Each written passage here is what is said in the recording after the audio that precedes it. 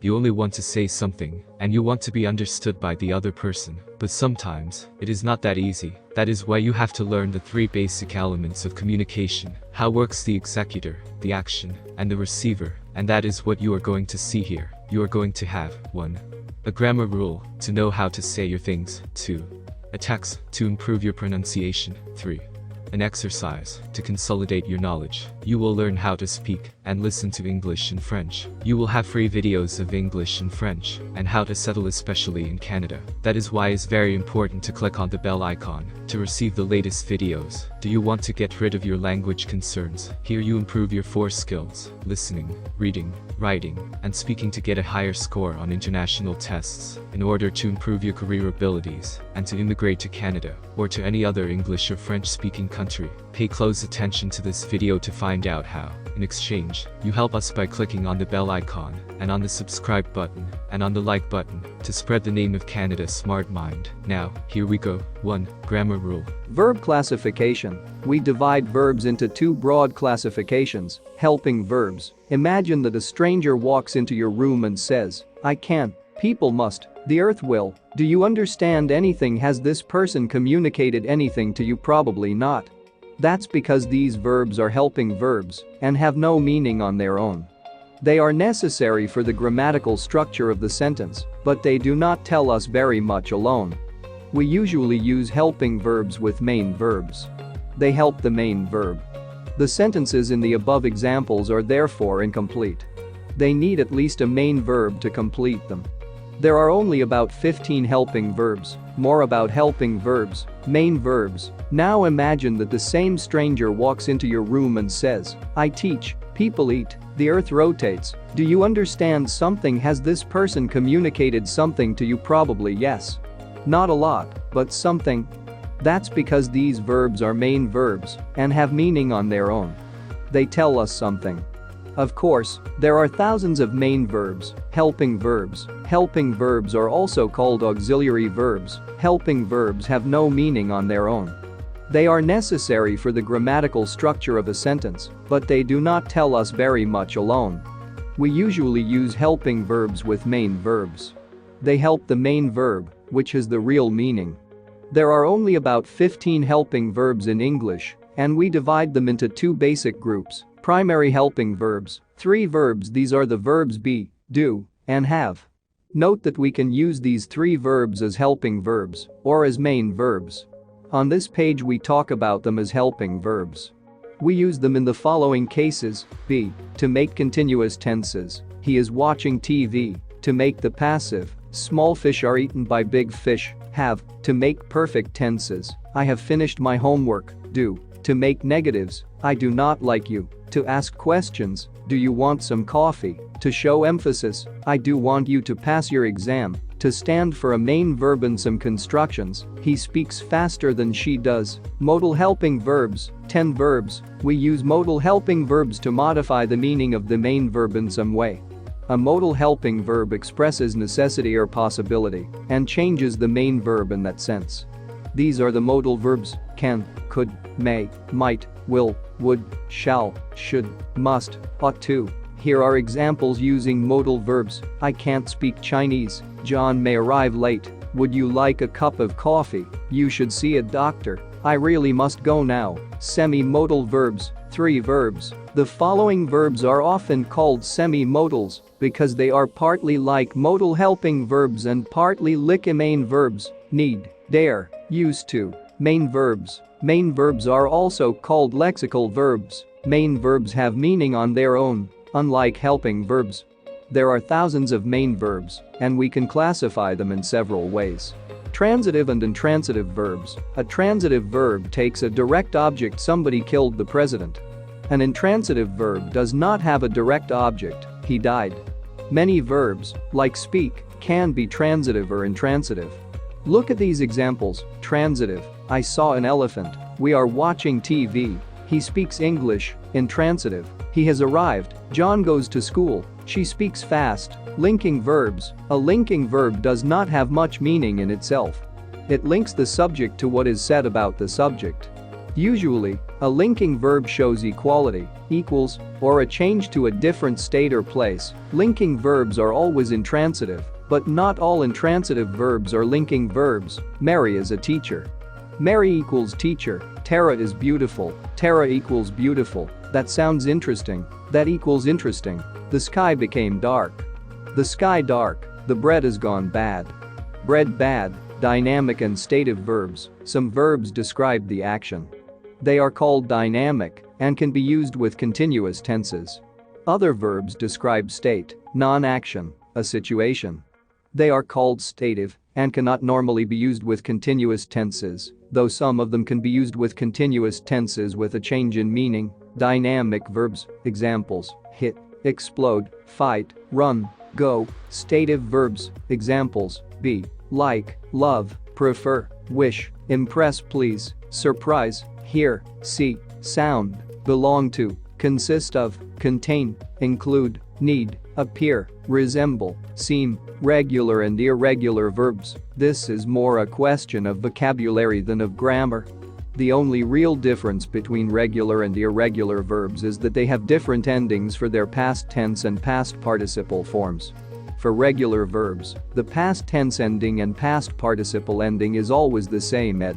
For irregular verbs, the past tense ending and the past participle ending is variable, so it is necessary to learn them by heart. Regular verbs base, past tense, past participle, look, looked, looked, work, worked, worked. Irregular verbs base, past tense, past participle, buy, bought, bought, cut, cut, cut, do, did, done. Here are lists of regular verbs and irregular verbs. One way to think of regular and irregular verbs is like this: all verbs are irregular, and the so-called regular verbs are simply one very large group of irregular verbs. Catenative verbs. A catenative verb is the main verb that can be followed directly by another main verb.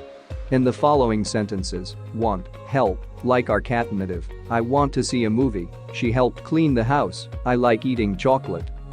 Now, here is the grammar rule that you can use while you are talking. Remember, you got to have the grammar rules, the pronunciation, and the vocabulary to sustain your conversation. I wish I could say some nice words and cool you down, but here is the thing: you have to go deep into your practice to develop your skills. We post here the basics of grammar, pronunciation, and vocabulary. So hit the subscribe button and bell icon in order to receive the other videos and increase your ability to speak. Also, contact us to see how easy and cheap is to enroll in our teaching program, where you can have videos, exercises, and books to support your work and to increase your performance. And share this video with your friends and help them out too. Text Kofi Owusu's classes at Villanova University in Philadelphia, Pennsylvania are about to start this Monday. But his in-person meeting at the United States Embassy in Accra, Ghana for a student visa is still 9 months away. It is the second time that Owusu will not make it to the US in time for school. I think they should just open up the system, said Owusu. He told Reuters they are operating on a rather limited schedule. So I think they can broaden it and give students priority. The US requires an in-person interview for international students to get a visa.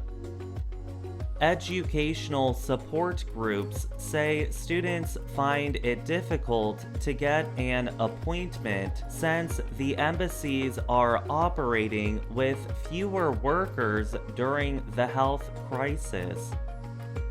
This has left some foreign students unable to get to the US for the start of the school year. And the educational groups are now calling for the US to drop in-person interviews or conduct them online.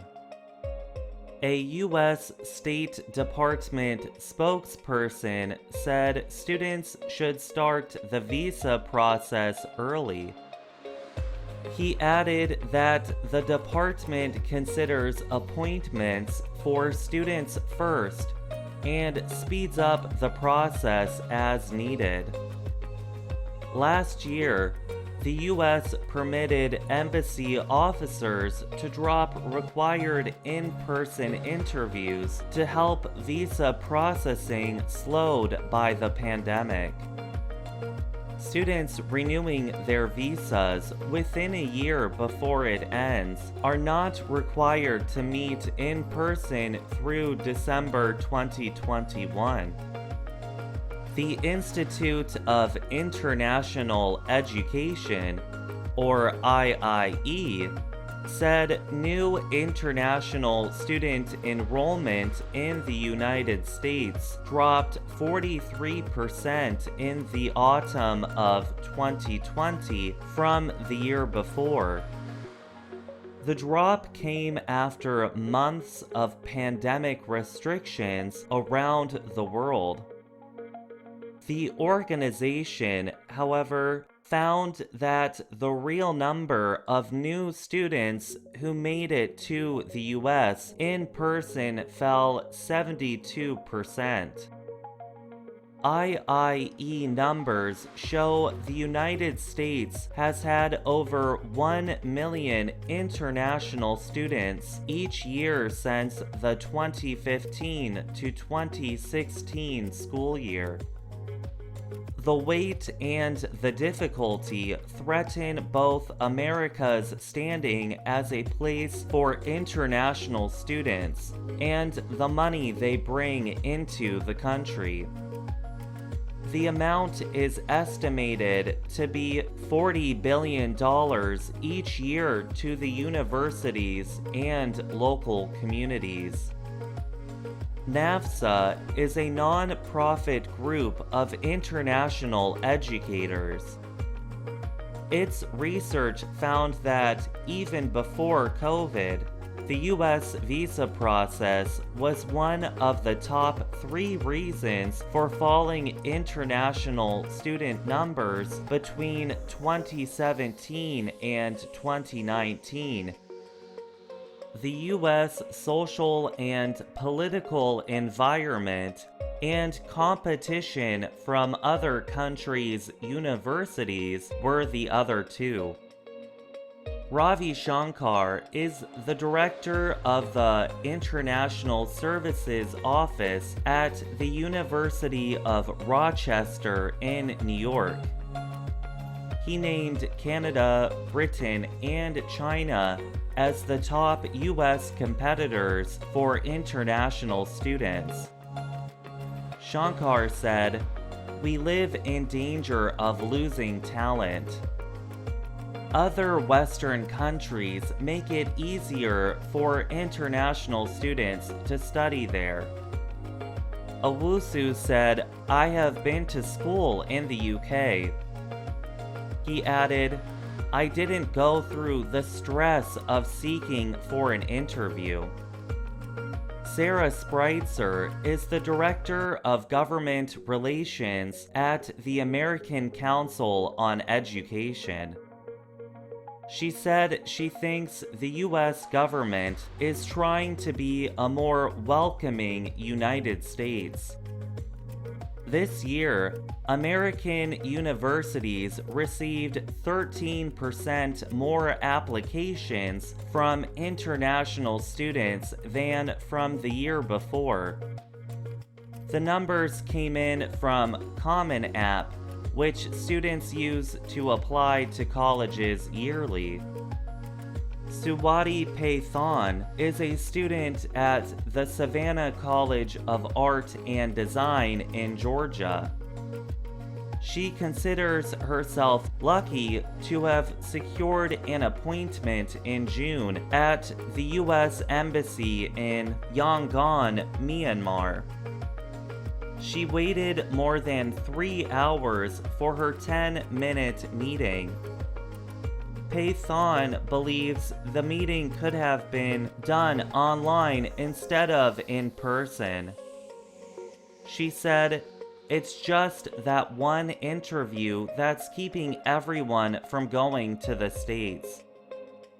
I'm Gregory Stockel. Remember to go to the description and check the links for Canadian companies searching for employees outside of Canada. Also, you will have a link for our contact in the description. Since you only can count on yourself, make your inscription and hit the like and the bell icons to receive our latest videos. 3. Exercise. Quiz. Class is starting, but international students failing to get US visas. Choose the options. What do educational support groups say is difficult because embassies are operating with fewer workers? 1. Finding open embassies to apply for student visas. 2. Traveling to the United States due to COVID-19. 3. Getting an interview appointment. 4. Turning in documents for a student visa. What did NAFSA find as the top 3 reasons for falling international student numbers between 2017 to 2019? 1. The difficulty of the visa process. 2. The U.S. social and political environment. 3. Competition from other countries' universities. 4. The cost of travel to the U.S. from their home country. What did Sarah Spritzer say she thinks the U.S. government is trying to do? 1. Make it harder for terrorists to get a student visa. 2. Be a more welcoming United States. 3. Wait until the pandemic is over to welcome students. 4. Reduce the number of visa applicants. What did Suade Peathan say is keeping everyone from going to the States? 1. Finding flights to the States. 2. The in-person interview. 3. Finding an open embassy. 4. Lack of internet connectivity. Tell us your questions and pretty soon, you will see what we have to say. Leave your comments about this video, and we will know what you like, and what we can do to better help you. Thank you for watching this video. And be sure that we will be with you in this journey to turn your dreams into reality. Keep up there, and write your story. I'll see you at the next one. Bye for now.